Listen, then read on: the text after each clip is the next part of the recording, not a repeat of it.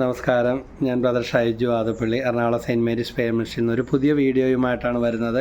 ഒരു കഥയിൽ കേട്ട ഒരു കാര്യം, അതായത് ഒരു കർഷകൻ, പാവപ്പെട്ട ആളാണ്, അങ്ങേറ്റം പാവപ്പെട്ട മഹാരാജാവിൻ്റെ സഹായം തേടി കൃഷി ചെയ്യാൻ സ്ഥലവും യാചിച്ചുകൊണ്ട് വരികയാണ്. അപ്പോൾ ന്യായമായിട്ട് രാജാവ് പറഞ്ഞു, ഒരു കാര്യം ചെയ്യും, ഇന്നിവിടെ നിന്ന് പുറപ്പെട്ട് വൈകുന്നേരം ഇത്ര മണിക്കുള്ളിൽ, സന്ധ്യയാവുന്നതിന് മുമ്പ് ഇത്ര മണിക്ക് നിങ്ങൾ പോയി തിരിച്ചു വരുന്ന അത്രയും സ്ഥലം നിങ്ങൾക്ക് പതിച്ചു തരാം. നമ്മുടെ നാട്ടിലല്ലേ സ്ഥലം, രാജ്യത്തല്ലേ ഇഷ്ടമാരെ കിടക്കുന്നത്. ഈ മനുഷ്യൻ ഇത് കേട്ട് അവിടെ നിന്ന് റോക്കറ്റ് വിട്ടതുപോലെ ഒരു വിടൽ വിട്ടു. പക്ഷേ രാജാവ് ഒരു കാര്യം പറഞ്ഞിട്ടുണ്ടായിരുന്നു, പോയി ഇവിടെ തിരിച്ച് ആ സമയത്തിനുള്ളിൽ തിരിച്ചെത്തണമെന്ന്. ഏറെ ദൂരം ആർത്തി മൂത്ത് നടക്കുകയല്ല, ഇയാൾ ഓടി ഓടി ഓടി ഓടി അവസാനം ഇയാൾ ഓർത്ത് തിരിച്ചു വരണമല്ലോ, കൊട്ടാരത്തിൽ തിരിച്ച് ഈ സമയത്തിനുള്ളിൽ ചെല്ലുമ്പോഴാണ്. പക്ഷേ അപ്പോഴാണ് മനസ്സിലായത്, ഈ സമയം കൊണ്ട് ഓടി അത്രയും ദൂരം തിരിച്ച് എത്താനായിട്ട് സാധിക്കില്ല. അയാൾ ഒരുപാട് അവശനായി. എന്നാലും സർവ്വശക്തിയോടും കൂടെ ഭക്ഷണം കഴിക്കാതെയും വെള്ളം കുടിക്കാതെയും ഓടി അത്രയും ദൂരം ഇയാൾ പരക്കം പാഞ്ഞ് തിരിച്ചു ഓടിയെങ്കിലും യാതൊരു വിധത്തിലും പറഞ്ഞ സമയത്തിൽ കൊട്ടാരത്തിൽ എത്തിച്ചേരാനായിട്ട് സാധിക്കുന്നില്ല. മരിച്ചു ഓടി എന്ന് പറയില്ല, അതുപോലെ ഈ മനുഷ്യൻ ഓടി അവസാനം ഇയാളെ തിരിച്ച് കാണാതെ ആയപ്പോൾ രാജാവ് തൻ്റെ പടയാളികളെ വിളിച്ചു പറഞ്ഞു, രാവിലെ വന്ന കർഷകൻ തിരിച്ചു വന്നോ എന്ന് നോക്കുക.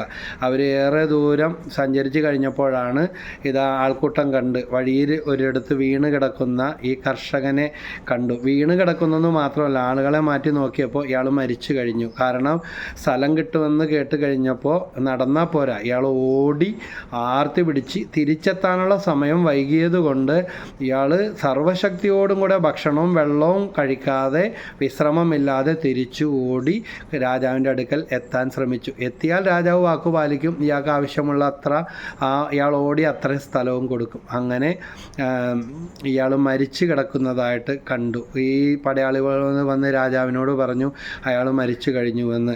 ആ സ്ഥലം അന്വേഷിച്ച് വന്ന കർഷകൻ മരിച്ചു കഴിഞ്ഞു. രാജാവ് പറഞ്ഞു, വേഗം പോയി 6 അടി മണ്ണ് അവന് ഒരുക്കുക എന്ന്. ആർത്തി മൂത്ത അയ്യയ്യോ എന്ന് പറയും. കിലോമീറ്ററുകളും മൈലുകളും കഷ്ടപ്പെട്ടുണ്ടാക്കാനുള്ള കഠിനമായ പരിശ്രമത്തിൽ വെറും 6 അടി മണ്ണ് കൊണ്ട് കാര്യങ്ങൾ അവസാനിക്കുകയാണ്. കാര്യം ഒരു കഥ എന്ന് പറയും, ഇത് കഥയല്ലേ എന്ന് പറയും. കഥയല്ല, ഇത് ജീവിതമാണ്.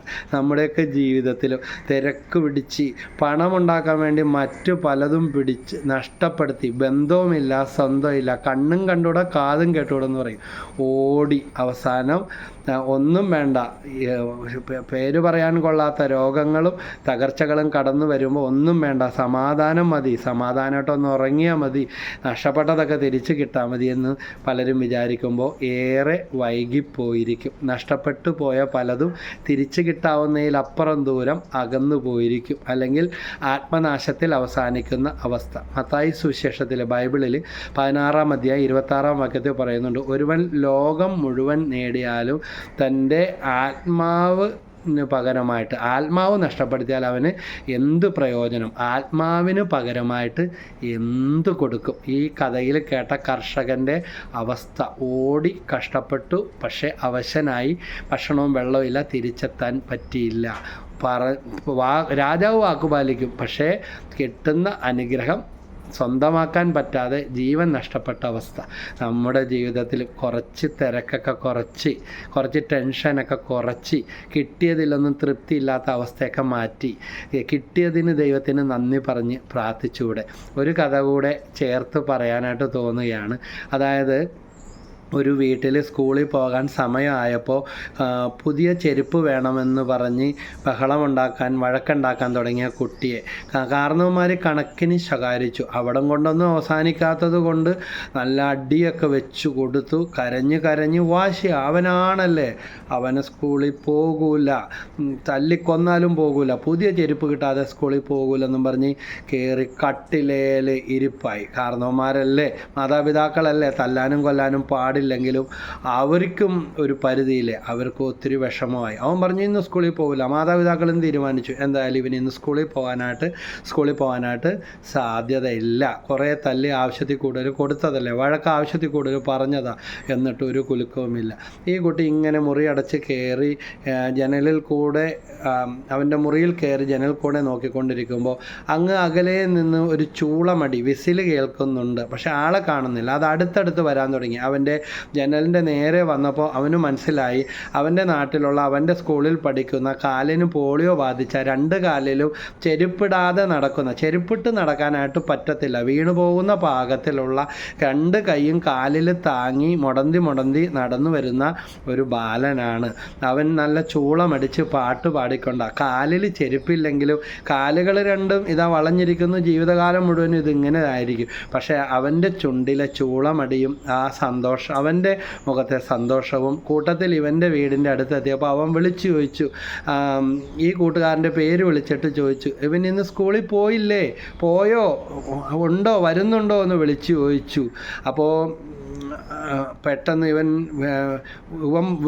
മാതാപിതാക്കൾ വിചാരിച്ചു ഇവൻ ഇനി പോകത്തില്ല എന്ന്. പക്ഷെ അവൻ ഒച്ചത്തിൽ വിളിച്ചു പറഞ്ഞു, വന്നി 1 മിനിറ്റ് നിൽക്കട്ടാന്ന്. ഓടി ഉടുപ്പൊക്കെ എടുത്തിട്ട് പഴയ ചെരുപ്പ് വിട്ട് അവൻ സ്കൂളിലേക്ക് പോയി. ചെരുപ്പില്ലാത്ത, കാലുകളൊക്കെ വളഞ്ഞ, പോളിയോ ബാധിതനായ, ചുണ്ടിൽ ചൂളമടിയും പാട്ടുമായി വന്നവനെ കണ്ടപ്പോൾ ഇതാ ചെരുപ്പുണ്ടായിട്ടും പുതിയ ചെരുപ്പില്ലാതെ പോകത്തില്ല എന്ന് വാശി പിടിച്ചവൻ്റെ ഹൃദയം അലിഞ്ഞു, മാനസാന്തരമുണ്ടായി. അവൻ അന്ന് ആ വാശിയെല്ലാം ഉപേക്ഷിച്ച് സ്കൂളിലേക്ക് പോയി. നമ്മുടെയൊക്കെ ജീവിതത്തിലും ദൈവം എത്രയോ അനുഗ്രഹങ്ങൾ നമുക്ക് തന്നിട്ടുണ്ട്. ചെരുപ്പിനേക്കാൾ വലുതല്ലേ വളവില്ലാത്ത അല്ലെങ്കിൽ നേരെ ചൊവ്വയുള്ള ഒരു കാല്. ഈ ജന്മന ഈ ജീവിതത്തിൽ നമുക്ക് കിട്ടിയ എത്രയോ അനുഗ്രഹങ്ങൾ കിട്ടാത്ത, കണ്ണുണ്ടായിട്ടും കാണാത്ത, കാതുണ്ടായിട്ടും കേൾക്കാത്ത, ഇന്ന് നാം അനുഭവിക്കുന്ന അവകാശങ്ങൾ പലതും അനുഭവിക്കാൻ പറ്റാത്ത എത്രയോ മനുഷ്യരുണ്ട്. ഒന്ന് ഓർത്ത് നോക്കുക. ഒരു പേപ്പർ എടുത്തൊന്ന് പറ്റുമെങ്കിൽ എഴുതി വയ്യ എന്തെല്ലാം നമ്മുടെ ജീവിതത്തിൽ അനുഗ്രഹങ്ങൾ മാത്രമായിട്ടുണ്ട്. 1, 2, 4, 5 കുറവുകൾ പറഞ്ഞ് ഇതാകമാന സങ്കടവും പരാതിയും വെറുപ്പും നിരസവുമായിട്ട് ഇങ്ങനെ ജീവിച്ചാൽ മതിയോ? അതുകൊണ്ട് നമ്മുടെ ജീവിതത്തിൽ നമുക്ക് മാനസാന്തരം എന്ന് പറഞ്ഞ അവസ്ഥ ഉണ്ടാകണം. ഒരു പരിവർത്തനം ഉണ്ടാകാം. നമ്മുടെ പിടിവാശിയും നിർബന്ധ ബുദ്ധിയും വഴക്കും വൈരാഗ്യവും എല്ലാം വിട്ട് എളിമപ്പെട്ട് നമ്മളെക്കാൾ ഉയർന്നവരെക്കുറിച്ച് മാത്രം ചിന്തിക്കാതെ നമ്മളെക്കാൾ മുന്തിയ നിലയിൽ കഴിയുന്നവരെക്കുറിച്ച് താരതമ്യപ്പെടുത്തി കടമെടുത്തും കെണിയിലും സ്വസ്ഥതയില്ലാതെ ആയിത്തീരാതെ ഉള്ളത് കൊണ്ട് തൃപ്തിപ്പെട്ട് നമ്മളെക്കാൾ താഴ്ന്ന അവസ്ഥകളിൽ കഴിയുന്നവരുണ്ട്. അവർ നമ്മളെക്കാൾ എത്രയോ സന്തോഷത്തിൽ കഴിയുന്നവരുണ്ട്. ഇതെല്ലാം ഓർത്ത് ഇങ്ങനെയെങ്കിലും ദൈവം മുന്നോട്ട് നയിക്കുന്നുണ്ടല്ലോ എന്ന് ഓർത്ത് ദൈവത്തിന് നന്ദിയും സ്തുതിയും പറഞ്ഞ് നമുക്ക് ജീവിക്കാം. ഒരു ജീവിതവും നമുക്ക് ഈ ഭൂമിയിലുള്ളൂ. ഇന്ന് ഈ രാത്രി ദൈവം നമ്മുടെ ആത്മാവിനെ നമ്മളിൽ നിന്ന് എടുക്കുകയാണെങ്കിൽ നമുക്ക് എന്തെല്ലാം ഉണ്ടായിട്ടും വല്ല കാര്യമുണ്ടോ?